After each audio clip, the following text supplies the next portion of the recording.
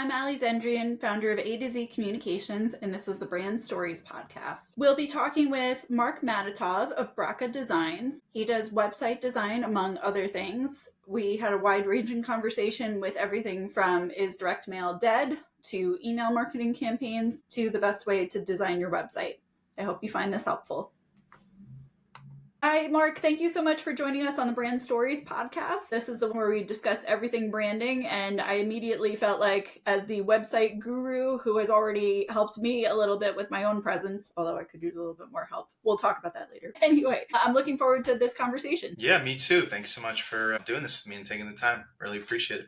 First question is just to have everybody thinking about branding, is what your favorite brand is and why. So just off the top of my head, like the first thing I thought about was Apple, right? Which I'm sure people have said before. And it's really, I think because it's so design driven, and so it's not just about looking good or just about a certain product. It's really about a whole experience. They really want you to feel a certain way with their products. They want you to feel like you're a certain social class of people. There's so much psychological and creative thought put behind every one of their products that it's almost like a cult following. I mean, they've really perfected the idea that you need a phone every year, which you really don't, but people swear by this stuff. You know, Johnny Ives and everything he's done just from a creative point of view, and then with Steve Jobs and now Tim Cook, they've really created something that when a brand becomes like a lifestyle, that's when you've really succeeded.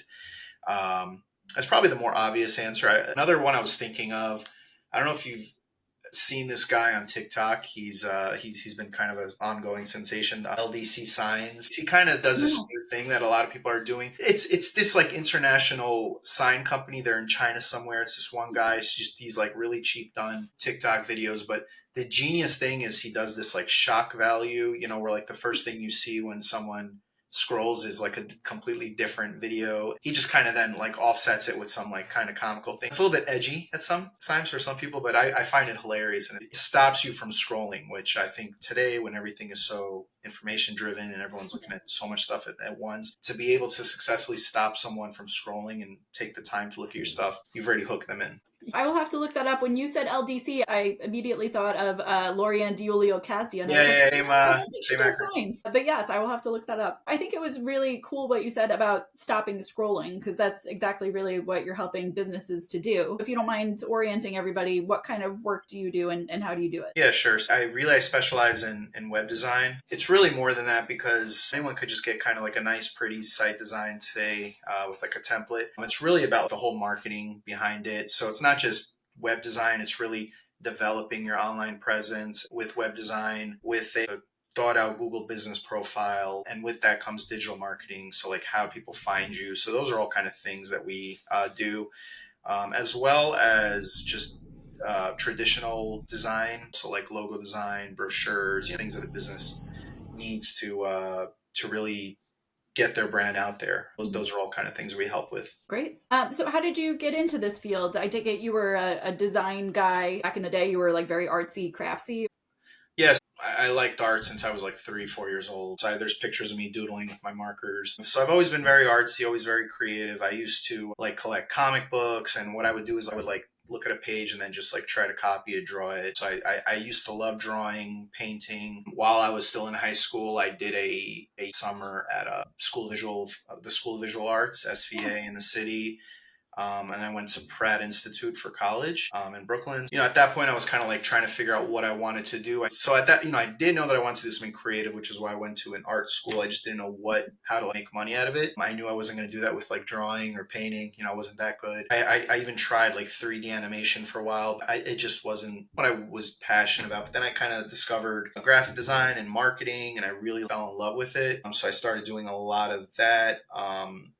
And when I graduated college, I found a job with a media company doing those things. And then over time, I started freelancing and doing these kind of gigs for different companies for postcards and brochures and business cards. And a lot of them started asking for web design, and that wasn't really something I ever considered. So because it was such a common thing that I was asked of, and I didn't want to say, yeah, I could do it and then not be able to do it. I went ahead and just started teaching myself how to do it and really learning about it. Had to like learn HTML, CSS, and how a lot of the stuff is done. And I built my own site, got comfortable with some like smaller sites, and was learning it to the point where I felt comfortable doing it, and just kind of took off from there. It's nice because a lot of these web development guys are not the most creative guys, so they could do all kinds of crazy code and stuff, but they're not really going to make anything that looks visually appealing. So it was kind of nice to have like a creative background and like marry the two skills together. And so I think that's why I've been able to be as successful as I have, and been able to do this for as long as I have. It's been, I think this is 13 years or so, or Wow. so. So yeah, quite a while. Oh,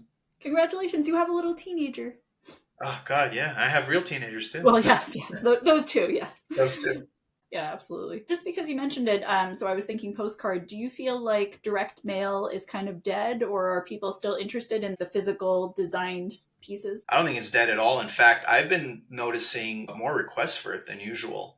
And I think there's just something to say about getting mail, having something in your hand. It's still very much a thing. What I do tell clients when they do want to do a postcard campaign is it's like anything else, like being online. You don't want to just be in a pile of mail that's forgettable. So you want to do something that when someone's going through their mail, there's a reason why they stop and they look at that card that you sent. So the design is really important. The size is really important. The kind of paper you use. So definitely not dead. And it's funny. There's been more of it as of late. I could see that because at the same time, I feel like our email inboxes are getting so spammed. It seemed Oh like yeah. it sort of went from the, you're getting every piece of mail to this shift to the other. It's in a pendulum. Exactly. Yeah.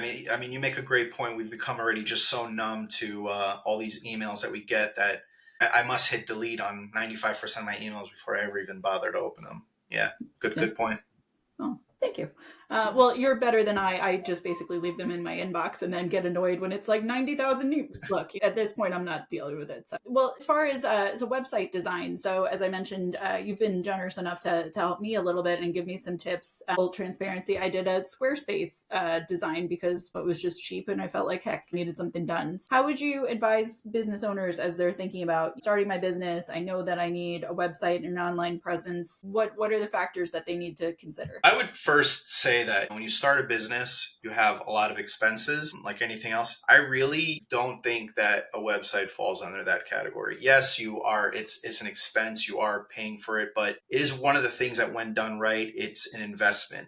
It's going to be making you money. It really is a valuable tool. And so I wouldn't cheap out on it. I understand if people are on certain budgets. So starting with a Wix site or Squarespace site, where a lot of it is kind of done for you or like done with templates. That's fine, in the beginning, but you want to keep in mind that you're opening a business. There's probably 24 people opening that exact same kind of business in your area using that same template, those same ideas. How are you going to stick out? Especially, how are you going to be in competition with those guys who've spent the money to make those big websites? Your website, a lot of the time, like 90% of the time, is going to be the first impact, the first impression that someone gets of you. So you want to make sure that you have a good first impression, and you want to make sure that when someone is on your website, that your message is clear and that you hook them and that you get that call or that email.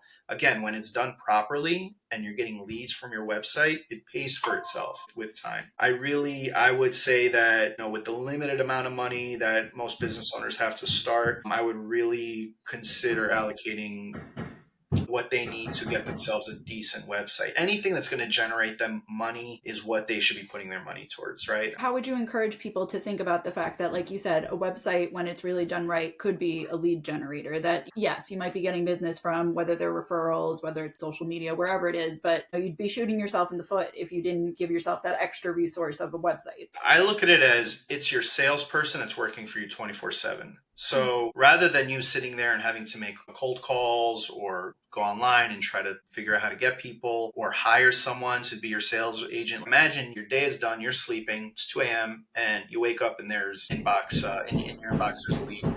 Because someone happened to look at your website, they liked what they saw and they were interested in you. Right there, who wouldn't want that, right? So when a website's done correctly, those are the type of things you can get. Either way, you're paying for something. It's either you're paying for your time to go and get those leads yourself, you're paying someone money to go and get them for you, or you're going to be paying for a website. So where does it make the most logical sense to allocate those limited funds you have. For me, just having someone that works 24/7, that never gets tired, that doesn't need benefits, that doesn't need doesn't call in sick, that sounds pretty nice to me.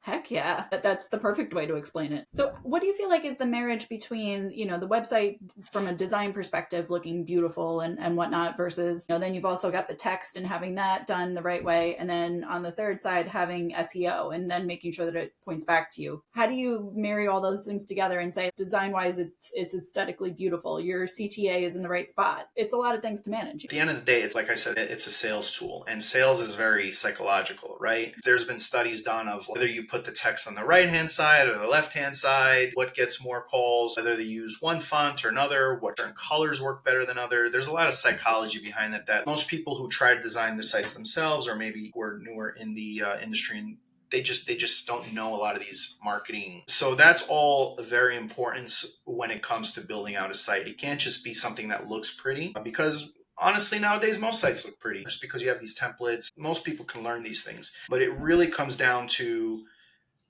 the whole marketing aspect of the website is like you said, is your call to action in the right place? What is your call to action? Is it something broad? Does the person know what to do when they're on the website? Is the website, naturally leading them from, being interested to calling you? What's the hook? What is the point of these images? You mentioned SEO, search engine optimization, is very important. That's basically how Google decides whether you're going to rank in certain search results compared to other people, to other companies. So super important, because you could have the best site in the world, you could have the best offer in the world, but if no one knows you exist, now what, right? And it's not enough anymore just to have a website. Really, all these different pillars of marketing have to work together, between SEO, social media management, what you do with PR. They all kind of work hand in hand. I get a lot of questions, hey, where should I put my marketing dollars? And I tell them, everywhere, and see what sticks, and double down on that, because there's so many different ways out there to let people know that you exist. And you gotta try a little bit of everything. Yeah. And like you said, so ideally, if anybody could spread out that money, because like you said, social media is incredibly important. The website's very important.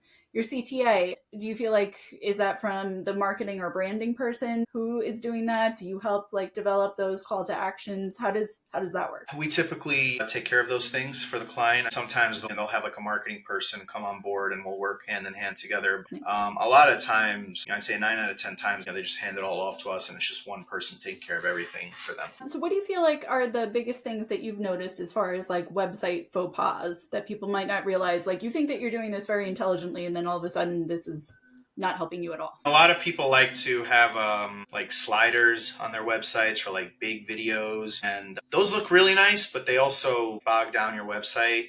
They make it load longer. Typically, those things don't help. There's been research done that most people will never even slide through your sliders. If you have any important information on those slides, chances are people haven't even looked at them. So I would say that's something that's been going away over time. Some other issues I see are just silly things. I don't see call to actions. I don't see a phone number. If I have to click more than once to find your contact information, I don't have the patience anymore, and most people don't. I'm just going to the next competitor. You want to make it so stupid simple to reach you out. I use the analogy a lot that, let's just say you go and you're buying a car, and the salesman comes up to you and goes, hey, how are you, Allie? I have this great car I think you're going to love, and here's why you're going to love it, and it has all the features you need, and here's how much it costs. And then they just sit there and they go, it's like, well, now what? What do you want me to do? So just not having a call to action. I see that so much. The other thing I see is just websites that try to do everything, that just have huge blocks of text that looks like you're reading the Bible, and nobody reads anymore. We skim, we kind of go through what's important to us, and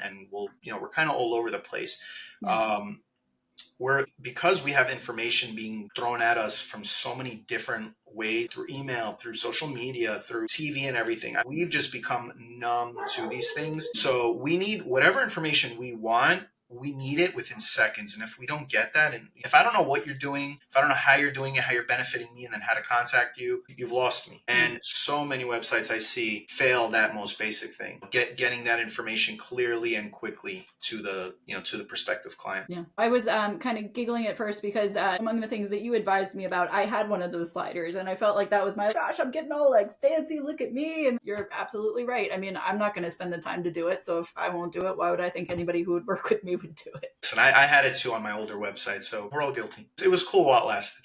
Yes. What are the best ways that people can work with you? Should they just sort of approach you, look, I have this issue and I need a new logo, or I need a, or what's the best way to do that? I mean, it really depends on what they're looking to do, whether they're just starting out, opening up a business, or they've been doing it for like 5, 10 years, whatever. I mean, we've dealt with it all. So what I like to do is just have a quick call or quick consultation and just get an idea of what they're looking for. Really try to understand what their goals are, and then I'll kind of suggest what they need to do from there. A lot of times, I get a phone call, or message on Facebook just about their website not working out for them, and sometimes I'll look through it and I'll say, listen, I think the reason why it's not working is because you're missing X, Y, and Z. And then just doing that, it'll be a quick fix. And other times it'll be like, this is so far gone. There's no point trying to save it. Let's refresh. And here's what I think we should do. Speaking to that, if somebody is married to their website name, can you take that and then bring it over to something that's actually aesthetically pleasing versus trying, like you said, to craft something that then, is garbage and you're putting nice stuff on top of it?